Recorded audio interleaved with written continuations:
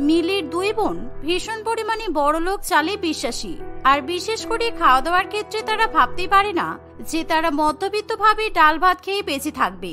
আর তাদের যেহেতু ভীষণ পরিমাণে ডিম খেতে পছন্দ, তাই তারা সবসময় ডিমের নানান রকম দামি দামি রেসিপি বানিয়ে খায়। অন্যদিকে মিলি অনেক কষ্ট করে টিউশন পড়ায়, আর সে টিউশনের টাকা দিয়েই সংসার চালায়। কিন্তু তার দুই বোন দিদির কষ্ট কিছুতেই বুঝতে চায় না। একদিন মিলি টিউশন পড়ানোর পর বাড়িতে ফিরে তার দুই বোনকে গরম গরম ডাল এবং ভাত রান্না করে দেয়। তাড়াতাড়ি তোরা দুজনে খেয়ে নে, তারপর ঘুমিয়ে পড়, কারণ কালকে সকালে কিন্তু তোদের কলেজে পরীক্ষা আছে। আর তোরা কিন্তু কেউ ভাত নষ্ট করবি না, ঠিক আছে? শুধু ডাল আর ভাত রান্না করেছিস? এরকম ভাবে খাওয়া যায় নাকি? বলেছিলাম একটু কষা করে ডিমের মাঞ্চুরিয়ান রান্না করতে, সেই দিয়ে ফ্রাইড রাইস খাবো। কিন্তু তুই যখন ভাত আর ডাল রান্না করেছিস, আমি আর রত্না কিছুতেই এই ডাল ভাত খাবো না, আমাদের ভালো লাগে না। আর দিদি শোন, আমি একদম এত বেশি ভাত খেতে পারবো না। যা ভাত বেঁচে থাকবে সব ভাত ফেলে দিবি। কালকে নতুন ভাবে আবার ডিমের কষা, মাঞ্চুরিয়ান আর ফ্রাইড রাইস রান্না করবি, তাহলেই আমরা বাড়িতে ভালো করে ভাত খাবো। এই বলে সময় এবং রত্না কোনো মতে অল্প সামান্য ভাত খেয়ে বাকি ভাত এঁটো করে ফেলে রেখে উঠে পড়ে। দুই বোনকে এভাবে ভাত নষ্ট করতে দেখে মিলির ভীষণ খারাপ লাগে। সে কিছুতেই ভাত নষ্ট করতে চায় না, আর সে তার দুই বোনের এঁটো করা খাবার বাটিতে করে রেখে দেয়। আর এই দেখে তার দুই বোন সময় এবং রত্না দুজনেই রেগে যায়। তোকে কতবার বললাম ওই ভাতগুলো ফেলে দিতে, তবু তুই ভাতগুলো রেখে দিলি কেন? নিশ্চয়ই তুই কালকে আমাদেরকে বাসি ভাত গেলাবি, তাই তো? ওই জন্য ভাতগুলোকে বাঁচিয়ে রাখলি। আমরা কিন্তু কালকে সকালবেলা এরকম বাসি ভাত খেয়ে পরীক্ষা দিতে যাব না। এই ভাত বাঁচিয়ে কোনো লাভ নেই, রাস্তার কুকুরকে এই ভাত খাইয়ে দে। আর কালকে আবার সকালবেলা আমাদের নতুন করে ডিমের ঝোল আর ভাত রান্না করে দিবি। এইভাবে অন্ন নষ্ট করতে নেই, কারণ ভাত নষ্ট করলে উপরবেলা পাপ দেয়। সবসময় ভাত ফেলে দে বলবি না তোরা। আমি ভাত নষ্ট করতে পারবো না। চাষিরা অনেক কষ্ট করে রোদে জলে পুড়ে আমাদের জন্য ধান চাষ করছে, তারপর আমরা ভাত খেতে পারছি। সুতরাং ভাতের একটা দানাও নষ্ট করা মানে তাদের রোদ জলে পরিশ্রমকে অবজ্ঞা করা। তাই আমি চাষিদেরকে কষ্ট দিতে পারবো না। মিলির এমন কথা শুনে দুই বোন একেবারে চুপ করে থাকে। আর মিলি সেদিন ডিম কিনে আনতে পারে না বলে তার স্বভাবে বড়লোক দুই বোন এরকম ভাবে ভাত নষ্ট করার কথা বলে। পরের দিন সকালবেলা ঘুম থেকে উঠে মিলি প্রথমে দোকান থেকে 10টা ডিম কিনে নিয়ে আসে।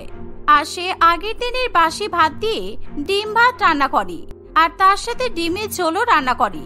সেই দিন মিলি তার দুই বোনকে সেই ডিম ভাত ভাজা এবং ডিমের ঝোল দিলে তারা বাসি ভাত চেটে পুটে খেয়ে নেয়। কিরে, কালকে ডাল ভাত হয়েছিল বলে ভাত খেতে চাইছিলিস না, আর আজকে যে ডিম দিয়ে ভাত ভেজে দিয়েছি অমনি সব বাসি ভাত উঠে গেল বল? সত্যি দিদি, তোর হাতে না একেবারে জাদু আছে। তুই কি সুন্দর ডিমের ঝোল, ডিমের কষা আর ডিম ভাজা ভাত রান্না করলি, আমাদের তো খেয়ে একদম পেট ভরে গেছে। আর তুই শুধু শুধু এরকম টিউশন করে বেড়াস কেন বলতো? তোর যখন এত সুন্দর ডিম ভাত রান্না করার ট্যালেন্ট আছে, তাহলে আমাদের বাড়ির বারান্দায় তুই নিজের ডিম ভাতের একটা দোকান খুলতে পারিস তো। হ্যাঁ রে দিদি, সোমা কিন্তু একদম ঠিক কথাই বলেছে।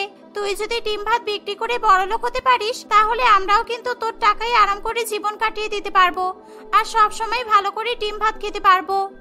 স্বভাবে বড়লোক দুই বোনের এমন কথা শুনি মিলি বিষয়টা নিয়ে চিন্তা করতে একবার বাধ্য হয়, কারণ সত্যিই সে খুব সুন্দর ডিম ভাত রান্না করে, আর তার সাথে তাদের বাড়িতে দোকান দেওয়ারও জায়গা আছে।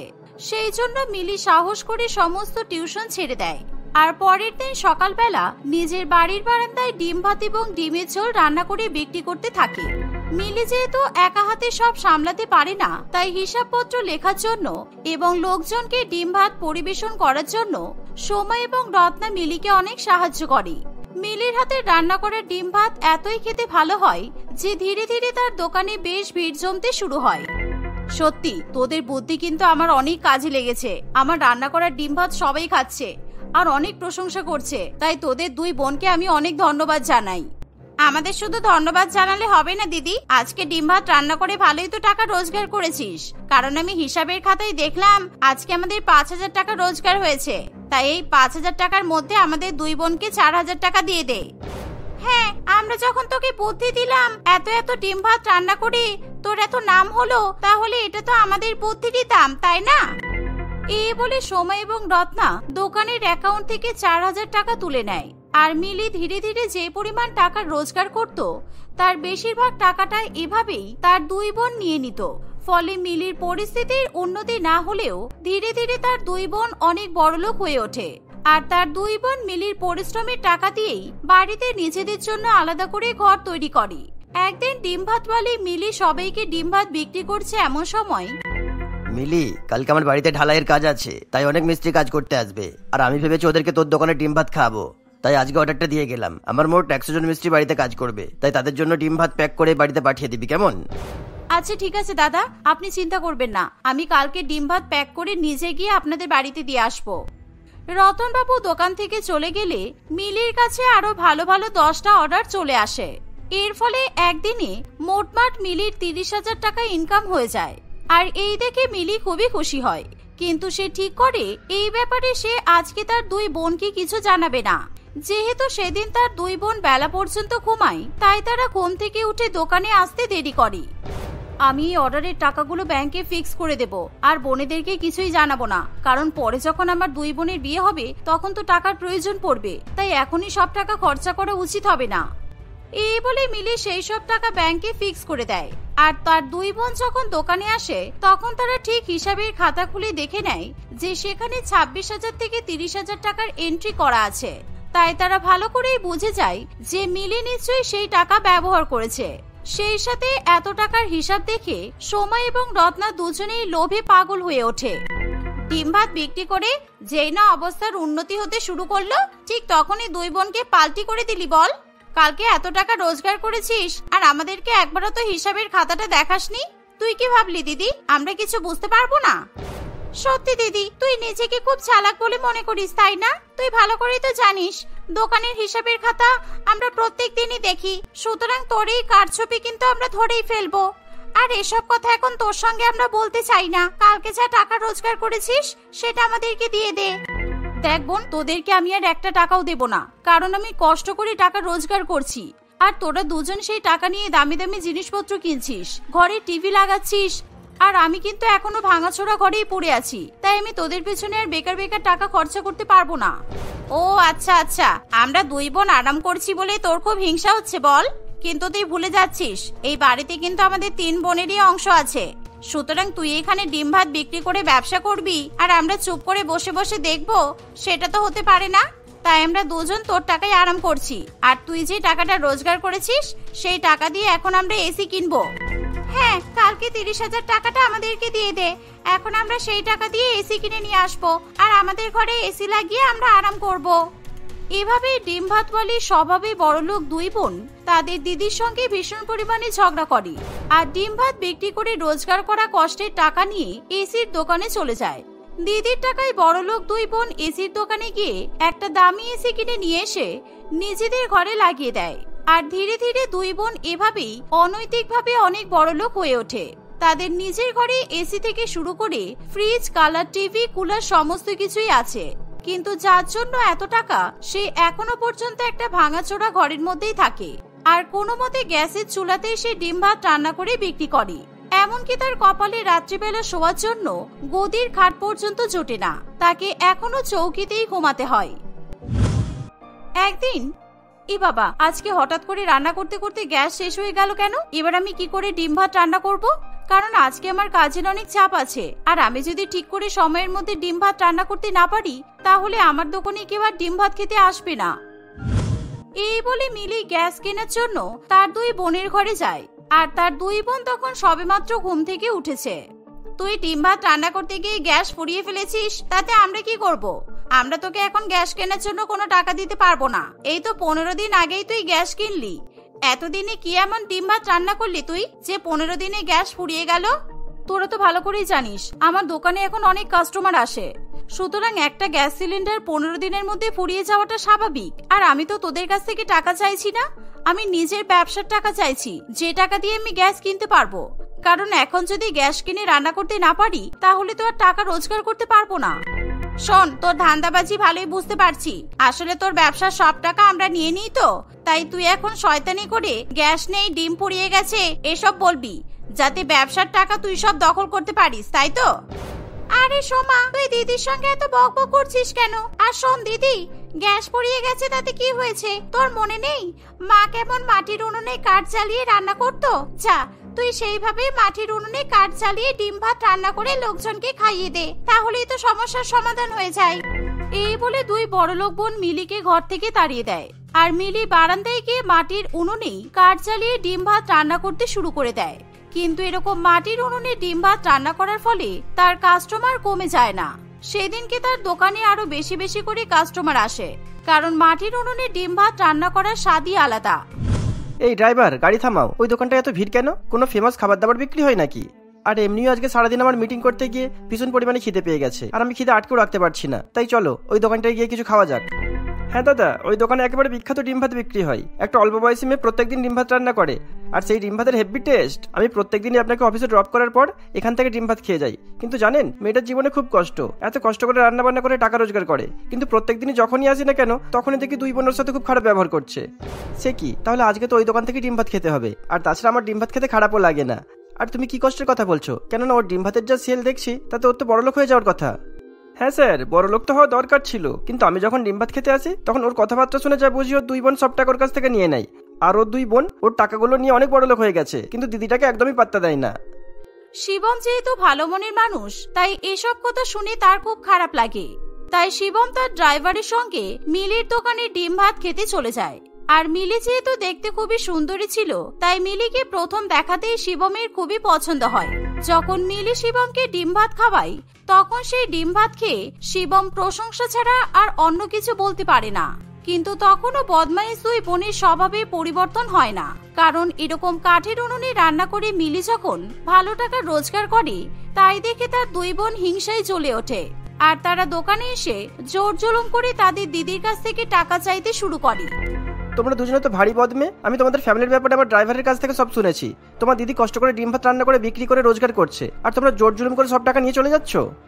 আপনি কে মশাই, এত বড় বড় কথা বলছেন? এটা আমাদের ফ্যামিলির বিষয়, আপনি নাক গলাবেন না। আর আমরা আমাদের দিদির টাকা নিচ্ছি, বেশ করছি।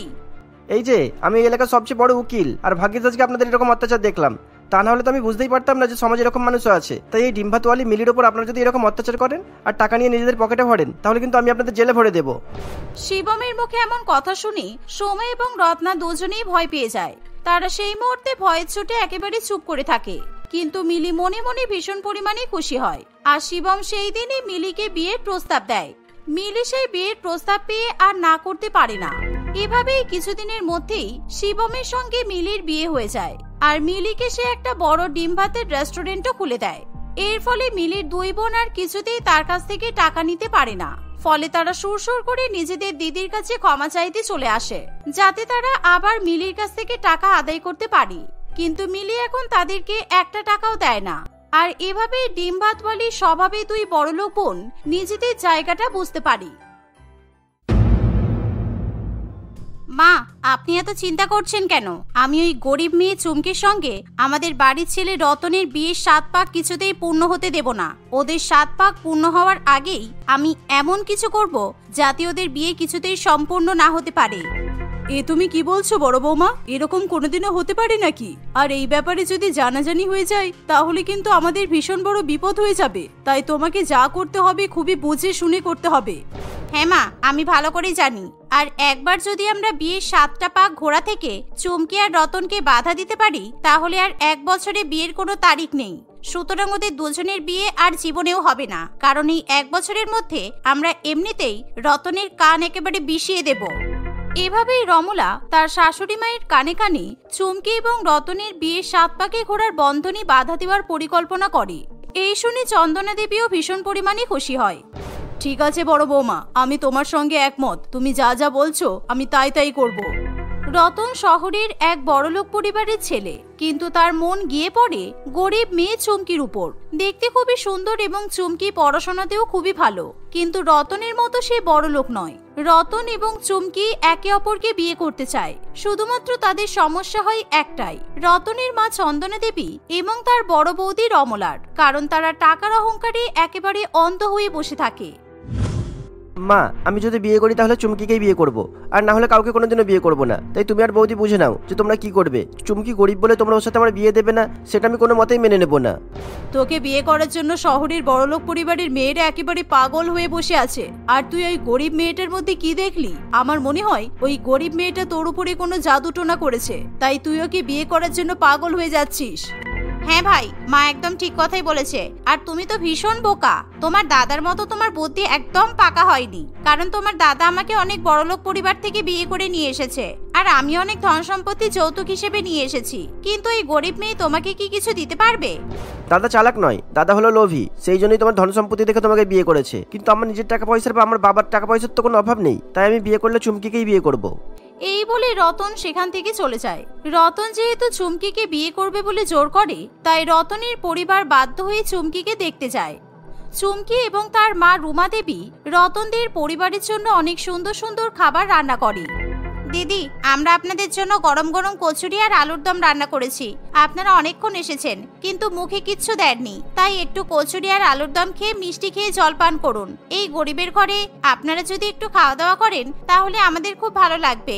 আর আমার মেয়ে কিন্তু আপনাদের জন্য সব রান্না করেছে। কি, এই বাসি কচুরিগুলো আপনার মেয়ে রান্না করেছে? সেটা তো আমি বিশ্বাস করতে পারছি না, কারণ আমার মনে হচ্ছে এই বাসি কচুরিগুলো আপনারা কোনো দোকান থেকে কম টাকা দিয়ে কিনে এনেছেন, যাতে আপনাদের বেশি টাকা খরচা না হয়। রমলার এমন কথা শুনে চন্দনা দেবীও হেসে ওঠে, কারণ গরিব মানুষদের অপমান করা তাদের দুজনেরই একটা পছন্দের বিষয় ছিল। বিশ্বাস করুন, আমি নিজের হাতে এই গরম গরম কচুরিগুলো রান্না করেছি। আমরা কোনো দোকান থেকে বাসি কচুরি কিনে এনে আপনাদেরকে খাওয়াতে যাবো কেন? দয়া করে এরকম ভাবে বলবেন না। চুমকি এবং তার মায়ের চোখে জল দেখে রতন এবং তার বাবার খুবই খারাপ লাগে, কারণ তারা তাদের গরিব হবু বৌমা এবং তার পরিবারকে অসম্মান করতে চায় না। তাই রতন এবং তার বাবা দুজনে মিলে গরম গরম কচুরি খেয়ে নেয়। বড় বৌমা, তুমি কেন এরকম বাজে কথা বলছো? আর আমার ওই কচুরিগুলো খেতে ভীষণ পরিমাণে ভালো লেগেছে। তুমি নিজের শ্বশুর বাড়িতে এসে কতদিন রান্না করেছো যে তুমি অন্যের রান্না নিয়ে কথা বলো?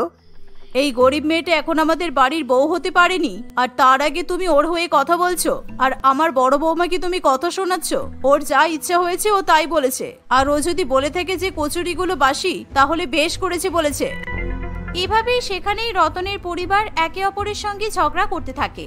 রতন কোনো রকমই তার পরিবারকে শান্ত করে এবং রতন এবং চুমকির বিয়ের পাকা কথা শেষ পর্যন্ত সেরে ফেলা হয়। কিন্তু তখনও চন্দনা দেবী এবং রমলা কিছুতেই মানতে পারে না যে চুমকি তাদের বাড়ির বউ হতে চলেছে। ফলে তারা যেভাবেই হোক এই বিয়েটা আটকানোর জন্য চেষ্টা করে। চন্দনা দেবীর ঘটক মশাই এবং শিবম বাবুর কথা একদমই পছন্দ হয় না। দেখুন, এই এক সপ্তাহের মধ্যেই চুমকি রতনের 7 পাক সম্পূর্ণ করতে হবে, কারণ এই এক সপ্তাহের মধ্যে যদি বিয়ের 7 পাক সম্পূর্ণ না হয় তাহলে সামনের 1 বছর আর কোনো ভালো দিন নেই, তাই তখন কিন্তু ওদের বিয়ে আটকে যাবে। তাই এই সপ্তাহের মধ্যেই আপনারা বিয়ের ব্যবস্থা করুন। ঘটক মশাই, আপনি একই কথা বলছেন? 1 বছরের মধ্যে আর বিয়ের কোনো দিন নেই? তাহলে ঠিক আছে, আমি এই 1 সপ্তাহের মধ্যে আমার ছেলের সঙ্গে চুমকির বিয়ে দিয়ে দেবো, কারণ আমি এই বিয়েটা দেরি করতে চাই না। 1 সপ্তাহের মধ্যে কিভাবে আমরা আমাদের ছেলের বিয়ে দেব? এত তাড়াতাড়ি আমরা বিয়ের সমস্ত বন্দোবস্ত কিভাবে করব? তাই 1 বছর পর আমাদের ছেলের বিয়ে হওয়াই ভালো। এত তাড়াতাড়ি বিয়ে দেওয়ার কোনো দরকার নেই।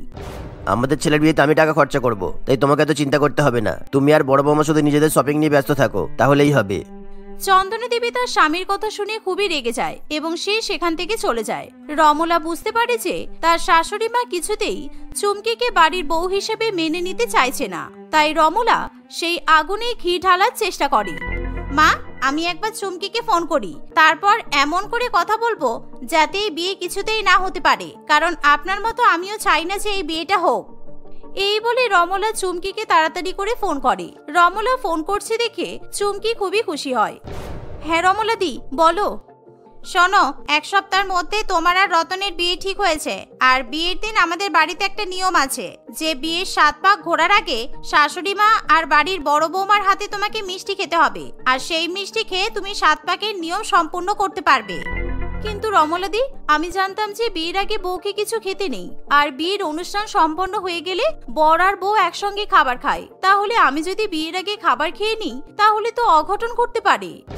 তুমি এই ফালতু নিয়ম কোথা থেকে শুনেছো আমি জানি না, কিন্তু বিয়ের দিন 7 পাক ঘোরার আগে আমি আর মা তোমাকে মিষ্টি খাওয়াবো, এটাই আমাদের বাড়ির নিয়ম। আর ওই মিষ্টি খেয়ে তোমাকে 7 পাক ঘুরতে হবে, না হলে কিন্তু অঘটন ঘটে যেতে পারে। তুমি এই নিয়মের ব্যাপারে কিন্তু কাউকে কিছু বলবে না, কেমন? চুমকি রমলার কথা মেনে নেয়। রমলা ফোন রেখে তার শাশুড়ি মায়ের কানে কানে বিয়ের 7 পাক বন্ধ করার পরিকল্পনা বলে দেয়। এভাবেই বেশ কিছুদিন কাটে। সকলে মিলে বিয়ের জন্য অনেক শপিং করে আর চুমকিও নিজেকে সুন্দর করে সাজিয়ে তোলে। বিয়ের দিন চুমকি সুন্দর করে সেজেগুজে বসে আছে, এমন সময় রমলা এবং তার শাশুড়ি মা তার কাছে আসে। ওয়াও চুমকি, তোমাকে দেখতে খুব সুন্দর লাগছে, তাই না মা? বলুন, আজকে মনে হচ্ছে রতন তোমার দিক থেকে চোখ ফেরাতেই পারবে না। ওরে বাবা, আমাদের নতুন বউ তো আবার লজ্জা পেয়ে যাচ্ছে। হ্যাঁ বড় বৌমা, তুমি একদম ঠিকই বলেছো। আজকে চুমকিকে বউ সেজে খুব সুন্দর দেখতে লাগছে, কিন্তু গরমে চুমকির মেকআপটা মনে হয় নষ্ট হয়ে যাচ্ছে। দেখো বড় বৌমা, চুমকির মেকআপটা অনেকটা নষ্ট হয়ে গেছে, তাই না? কেমন যেন কালো কালো মতো হয়ে গেছে। হ্যাঁ মা, এখনো তো চুমকি বিয়ের মণ্ডপেই গেল না, আর এখন এই ঘামে চুমকির মেকআপটা নষ্ট হয়ে গেল। চুমকি, তুমি এক কাজ করো, তুমি আমাদের সঙ্গে একটু অন্য ঘরে চলো। আমার কাছে সব মেকআপের প্রোডাক্ট আছে, আমি তোমার মেকআপটা ঠিক করে দিচ্ছি। এখানে তো সবাই আছে, অন্য ঘরে চলো, আমি শান্তি করে তোমার মেকআপটা ঠিক করে দেব। আমার হবু শাশুড়ি মা আর আমার বড় যা আমার সাথে খুব ভালো ব্যবহার করছে। আমার মনে হয় রতনের সঙ্গে আমার বিয়েটা এরা মেনে নিয়েছে। ধন্যবাদ ঈশ্বর, আমি তোমার কাছে যা চেয়েছিলাম তুমি আমাকে তাই দিয়েছো। এই নাও চুমকি, তোমার জন্য আমরা 1 বাক্স মিষ্টি নিয়ে এসেছি। তুমি এই সব মিষ্টি খেয়ে নাও, কারণ বিয়ের অনুষ্ঠান সম্পন্ন হতে অনেক দেরি আছে। আর 7 পাক ঘোরার আগে এই মিষ্টিগুলো তুমি কিন্তু সব খেয়ে শেষ করবে, তাহলেই কিন্তু নিয়মটা পূর্ণ হবে। আমি আমার হবু বৌমাকে নিজের হাতে মিষ্টি খাইয়ে দেব। আর বৌমা, তুমি আমাকে ক্ষমা করে দিও, কারণ আমি তোমাকে সেদিন অনেক খারাপ খারাপ কথা বলেছিলাম। না না মা, ঠিক আছে, আমি কিছু মনে করিনি, বিশ্বাস করুন। এভাবেই চন্দনা দেবী এবং রমলা দুজনে মিলে চুমকিকে পুরো 1 বাক্স মিষ্টি খাইয়ে দেয়। মিষ্টি খাওয়া হয়ে গেলে চুমকি বিয়ের মণ্ডপে রতনের সঙ্গে গিয়ে বসে পড়ে। বড় বৌমা, তুমি ভালো করে নেশাগ্রস্ত ওষুধ ওই মিষ্টির সঙ্গে মিশিয়ে দিয়েছো তো? আমি চাই 7 পাক সম্পূর্ণ হওয়ার আগে এই চুমকি একেবারে মাথা ঘুরে অজ্ঞান হয়ে পড়ে যাক, আর ওদের বিয়েটা যাতে না হয়। আরে হ্যাঁ মা, ও ঠিকঠাক ভাবে বিয়ের 3 পাক পর্যন্ত ঘুরতে পারবে না, আর 7 পাক তো অনেক দূরের কথা। তার আগেই ও নেশায় একেবারে বিয়ের মণ্ডপে শুয়ে ঘুমিয়ে পড়বে। তাই আপনি শুধু দাঁড়িয়ে দাঁড়িয়ে সিনেমা দেখুন আর মজা করুন। কিছুক্ষণের মধ্যেই চুমকি এবং রতন বিয়ের 7 পাক ঘুরতে শুরু করে, আর রমলা এবং তার শাশুড়ি মা সেই পাক গুনতে থাকে। আর তারা অপেক্ষা করতে থাকে কখন চুমকি নেশাগ্রস্ত হয়ে মণ্ডপে লুটিয়ে পড়বে। কি গো, 1 পাক তো হয়ে গেল, এই তো এবার 2 পাক সম্পূর্ণ হয়ে গেল, আর এবার 3 পাক হবে। কিন্তু বড় বৌমা, এখনো কিছু হচ্ছে না কেন? তুমি ওকে কোন মিষ্টি খাইয়েছো? আরে এখনো তো 4 পাক সম্পূর্ণ হওয়া বাকি আছে, তাই আপনি একটু অপেক্ষা করুন। নেশা করার ওষুধ ঠিক কাজ করবে। সবেমাত্র 3 পাক হয়েছে বলে আপনি আশা ছেড়ে দেবেন না। এভাবেই তারা আবার বিয়ের 7 পাক গুনতে শুরু করে। ধীরে ধীরে চুমকি এবং রতনের বিয়ের 7 পাকের নিয়ম সম্পন্ন হয়, আর তাদের শুভ বিবাহ হয়ে যায়। কিন্তু নেশার ওষুধ আর কোনোভাবেই কাজ করে না। ফলে চন্দনা দেবী রমলার উপর প্রচন্ড পরিমাণে রেগে যায়, আর রমলাও বুঝতে পারে না যে তার নেশার ওষুধ মেশানো মিষ্টি কাজ করলো না কেন। এভাবেই রমলা এবং তার শাশুড়ি মা রতন ও চুমকির বিয়েতে কোনো রকম ভাবে বাধা দিতে পারে না। বিয়ের পর তোমার উপর আমার ভরসা করা একদম ভুল হয়ে গেছে বড় বৌমা। তোমার ওই নেশার ওষুধ মেশানো মিষ্টি একেবারেই ওই মেয়ের উপর কোনো কাজ করেনি। আর তুমি নাকি চোখের নিমেষে 7 পাক ঘোরা আটকে দেবে? কি হলো, ওরা দিব্যি তো 7 পাক ঘুরে বিবাহ বন্ধনে আবদ্ধ হয়ে গেল, আর আমি হাতের উপর হাত দিয়ে বসে বসে নাটক দেখলাম। বিশ্বাস করুন মা, আমি সত্যি ওই মিষ্টির মধ্যে নেশার ওষুধ মিশিয়ে দিয়েছিলাম, কিন্তু এই মেয়ের হজম শক্তি মনে হয় অনেক বেশি, তাই ও নেশার ওষুধটাও হজম করে ফেলেছে। এভাবেই চন্দনা দেবী এবং রমলা কথা বলছে, এমন সময় রতন সেখানে চলে আসে, আর তারা দুজনেই রতনকে দেখে ভয় পেয়ে যায়। তোমাদের পরিকল্পনায় কোনো ভুল ছিল না, কেননা বড় বৌদি মিষ্টির মধ্যে ঠিকই নেশার ওষুধ মিশিয়েছিল, কিন্তু সেই মিষ্টি আমি আমার বউকে খেতে দিইনি। তোমরা যখন আমার বিয়ের 7 পাক ঘোরা আটকানোর জন্য পরিকল্পনা করছিলে, তখন আমি ঠিকই তোমাদের কথা শুনে নিয়েছি, আর ওই নেশার ওষুধ মেশানো মিষ্টি আমি তোমাদের চোখের আড়ালে পরিবর্তন করে দিয়েছি। তাই তোমরা ভালো মিষ্টি আমার বউকে খাইয়েছিলে। তোমরা যেরকমই কোনো একটা অসভ্যতামি করবে সেটা আমি ধারণা করতেই পেরেছিলাম, তাই আমি তোমাদেরকে ফলো করেছি। মা আর বৌদি, তোমাদের কোনো লজ্জা নেই বলো যে এরকম একটা গরিব নিষ্পাপ মেয়েকে নেশার ওষুধ খাইয়ে তার বিয়ের 7 পাকের অনুষ্ঠান একেবারে ভেস্তে দেওয়ার পরিকল্পনা করেছিলে, তাই না?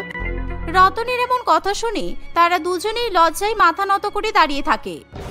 আমাদের ভুল হয়ে গেছে ভাই, আমি আর কখনো তোমার বউয়ের সঙ্গে এরকম করব না। কিন্তু দয়া করে তুমি তোমার দাদা আর বাবাকে এই কথা বলো না, কারণ ওরা যদি জানতে পারে তাহলে আমাদেরকে এই বাড়ি থেকেই বের করে দেবে। তোমরা দুজনেই আমার বউয়ের কাছে গিয়ে এই ব্যাপারটা স্বীকার করবে আর ওর কাছে ক্ষমা চাইবে, তাহলে আমি দাদা আর বাবাকে এই ঘটনা জানাবো না, তা না হলে আমি ওদেরকে সব বলে দেবো।